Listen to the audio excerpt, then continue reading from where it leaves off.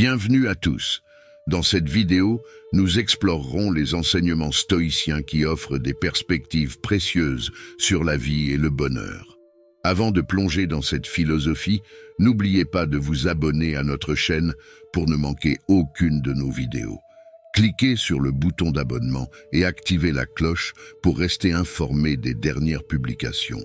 Votre soutien est essentiel pour faire grandir notre communauté.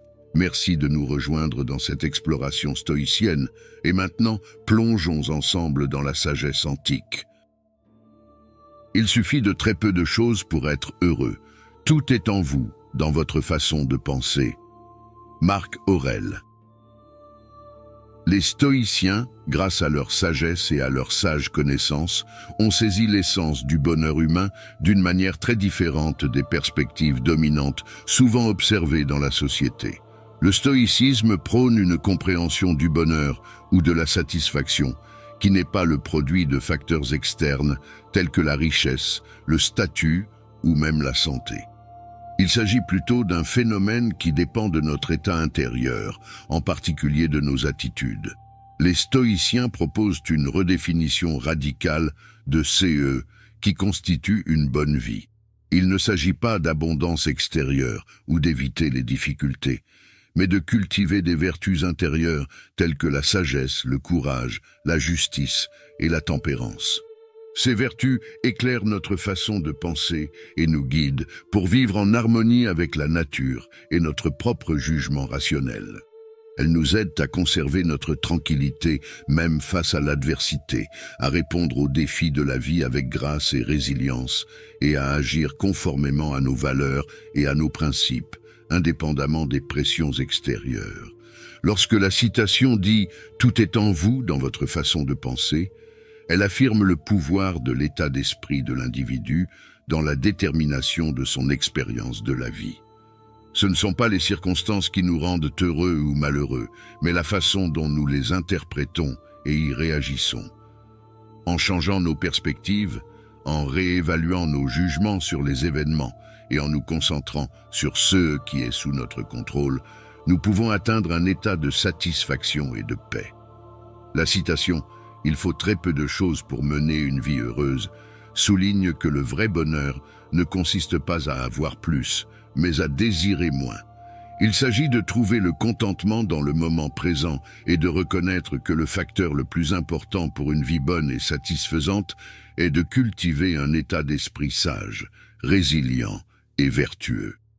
C'est un rappel puissant que dans la quête d'une bonne vie, le voyage se fait vers l'intérieur, vers la compréhension, l'acceptation et, en fin de compte, la maîtrise de notre propre esprit.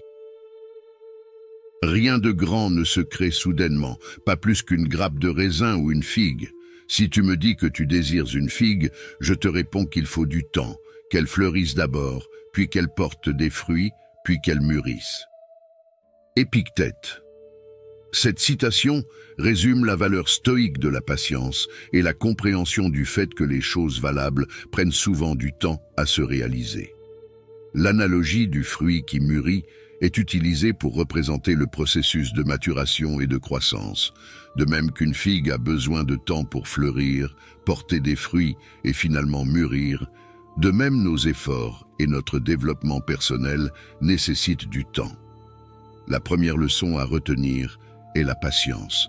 Le monde et la nature fonctionnent à leur propre rythme et beaucoup de choses échappent à notre contrôle. Le stoïcisme nous apprend à accepter et à nous adapter aux choses que nous ne pouvons pas changer et à nous concentrer sur ce que nous pouvons contrôler, nos actions et nos réactions. Deuxièmement, il souligne l'importance du processus. À une époque où l'on recherche souvent la gratification instantanée, le stoïcisme nous rappelle que le voyage, la croissance, l'apprentissage et les expériences en cours de route est aussi important que la destination. Il nous apprend à apprécier les progrès graduels et à ne pas nous décourager si les résultats ne sont pas immédiats. En d'autres termes, l'accent doit être mis sur l'effort constant et l'amélioration continue plutôt que sur la perfection immédiate. L'analogie du fruit illustre aussi magnifiquement l'interconnexion des événements et du temps. Le fruit ne peut mûrir sans la fleur qui, à son tour, ne peut exister sans le bourgeon initial. Cela suggère que nos actions et expériences passées, même celles qui semblent insignifiantes ou sans rapport, contribuent à notre situation actuelle et façonnent notre avenir.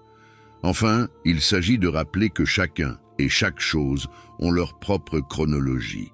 Il décourage les comparaisons, soulignant que la croissance individuelle ne peut et ne doit pas être précipitée. Ce point de vue stoïque nous encourage à être patients avec nous-mêmes et avec les autres, en comprenant que la grandeur ou le succès, tout comme une figue mûre, ne peuvent être précipités. C'est une ruine pour l'âme que d'être inquiète de l'avenir et malheureuse à l'avance de la misère, et d'avoir peur que les choses qu'elle désire lui restent acquises jusqu'à la fin. Car une telle âme ne sera jamais en repos en désirant les choses à venir. Elle perdra la capacité de jouir des choses présentes. Sénèque. Cette déclaration exprime avec éloquence la perspective stoïcienne de l'inquiétude et de l'angoisse face à l'avenir. Les stoïciens estiment que l'anxiété est un tourment que nous nous infligeons à nous-mêmes et qui découle de notre tendance à nous attacher trop profondément aux éléments extérieurs de la vie, qui sont par nature transitoires et échappent à notre contrôle.